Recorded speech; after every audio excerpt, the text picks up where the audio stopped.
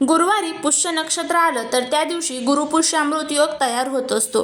हा सर्व कार्यास शुभ समजला जातो. ह्या योगावर सुवर्ण खरेदी केले असता त्याची वृद्धी होते असा समज आहे.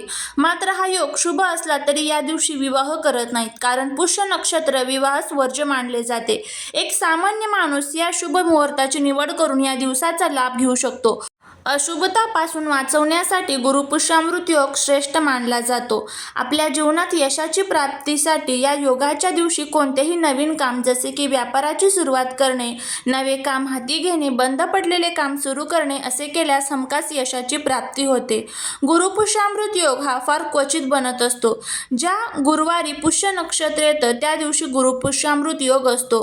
गुरुवार शुभ कामे करणे तसेच धार्मिक कार्य करणे शुभ मानला जातो. पुष्य नक्षत्र सर्व प्रकारच्या शुभ कार्य करण्यासाठी अत्यंत शुभ मानले आहे. गुरुवारी पुष्य नक्षत्र आल्यास शुभ आणि अद्भुत फलदायी योग बनतो. साधकासाठी फायदेशीर गुरुपुष्यामृत योग या दिवशी विद्वान लोक देवी लक्ष्मीची पूजा करण्याचे सांगत असतात. या दिवशी देवी लक्ष्मीची पूजा केल्याने त्यांची कृपादृष्टी मिळते. या गुरुपुष्यामृत योगाचे फार महत्त्व आहे. अशी व्याख्या एक आहे की या दिवशी आपल्या कामांमध्ये यश मिळवायचे असल्यास आपल्या कुलदैवतेची मनोभावे पूजा केल्याने त्यांचे आशीर्वाद प्राप्त होतात. गुरुपुष्यामृत योग पूजा, मंत्र, तंत्र, संकल्प, साधना, जप करण्यासाठी उत्तम आहे. व्यक्तीच्या यशप्राप्तीमुळे त्याच्या जीवनात वृद्धी होते. त्याच्या बढतीमुळेच त्याचे जीवन सुरळीत चालत असते. पण कधी कधी जीवनात दुर्भाग्य येते, अपयश येते. अशा वेळी तांत्रिक कार्यांमुळे माणसाचे दुर्भाग्य दूर करून त्याला सौभाग्यशाली बनवतात. पुष्याचा अर्थ म्हणजे पोषण करणारा, शक्ती देणारा, ऊर्जा देणारा. आणि नक्षत्र अतिशय शुभ आणि कल्याणकारी आहे. नक्षत्राचे शुभ चिन्ह गायीचे स्तन आहे. त्यांच्या मतानुसार गायीचे दूध हे संपूर्ण जगासाठी अमृततुल्य मानले आहे. त्याचप्रमाणे पुष्य नक्षत्र गायीच्या स्तनातून निघालेल्या ताज्या दुधासारखे आहे. पौष्टिक, लाभकारी आणि शरीराला तसेच मनाला शांत करणारा. या नक्षत्रात 3 तारका दिसतात, ज्या बाणाप्रमाणे दिसून येतात. या बाणाचा वरचं टोक म्हणजे वरचा तारा पुष्यक्रांती वर पडतो. ऋग्वेदात पुष्याला तीक्ष्ण म्हणजेच मंगलदायी आणि मंगलिक तारा असेही म्हणतात. पुष्य नक्षत्राचा स्वामी शनी ग्रह आहे. दिवाळीच्या अगदी काही दिवस आधीच गुरुपुष्यामृत योग जुळून आलेला आहे. गुरुवारी पुष्य नक्षत्र आलेला आहे. 24 ऑक्टोबर म्हणजेच उद्या 2024 सकाळी 6:38 गुरुपुष्यामृत योग सुरू होत असून दुसऱ्या दिवशी म्हणजेच शुक्रवारी सकाळी 6:36 गुरुपुष्यामृत योग असणार आहे. संपूर्ण दिवस हा योग असणे अतिशय शुभ मानले जाते. ह्या शुभ मुहूर्ताचा अधिक लाभ व्हावा म्हणून देवी लक्ष्मी, श्री विष्णू, गणपती, शंकराची पूजा, प्रार्थना, आरती करावी. लक्ष्मी आणि लक्ष्मीपती धनप्राप्तीचा आशीर्वाद देणारे आहेत, तर शंकर हे संकटमोचक, तर गणपती बाप्पा हे बुद्धिदाता मानले जातात. लक्ष्मी प्राप्ती झाल्यावर तिच्या योग्य तऱ्हेने विनियोग आणि संरक्षण करणेही तितकेच महत्त्वाचे आहे. म्हणून या देवतांचे पूजन करणे लाभदायक आणि भाग्यकारक मानले जाते. तसेच श्रीसूक्तम, पुरुषसूक्ताचे पठण करून पंचोपचार पूजा करावी. कलश स्थापन केल्यास घरात धन, धान्य, वृद्धी आणि लक्ष्मी प्राप्ती होते अशी मान्यता असल्याचं सांगितलं जातं. या दिवशी देवी लक्ष्मीला प्रसन्न करण्यासाठी काही उपाय केले जातात. या दिवशी लक्ष्मी देवीची विशेष पूजा केली जाते. शक्य असेल तर कमळाचा उपयोग करून तयार केलेली माळ म्हणजेच कमळगट्ट्याच्या माळेवरती तुम्हाला ओम श्रीम ह्रीम दारिद्र्य विनाशने धनधान्य समृद्धी देही देही नमः हा मंत्र 108 वेळेस म्हणायचा आहे. गुरुपुष्यामृत योगाच्या दिवशी शुभ योगात घराच्या मुख्य दरवाजावरती स्वास्तिक चिन्ह काढायचे आहे. असे केल्याने माता लक्ष्मी घरात वास करते असे मानले जाते. तसेच या दिवशी सकाळी तिन्ही सांजेला देवी लक्ष्मी समोर तुपाचा दिवा लावणे खूप शुभ मानले जाते. या दिवशी जर कोणी जास्त काळ पैसे गुंतवले तर त्याला भविष्यात चांगले फळ मिळते असेही म्हटले जाते.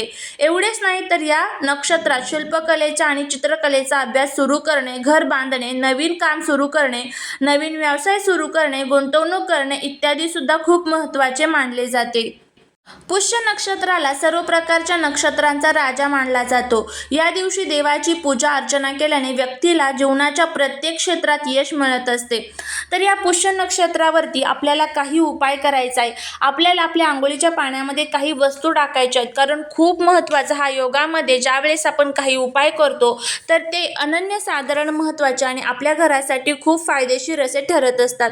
आपल्याला आंघोळीचं महत्त्व माहीतच आहे. आपल्या हिंदू धर्मामध्ये सांगितलं जातं जातं की ज्या वेळेस आपण पवित्र नद्यांमध्ये अंघोळ करतो तर त्यावेळेस आपल्या अवतीभोवतीची जी काही नकारात्मकता आहे तर ती दूर होण्यासाठी मदत होत असते.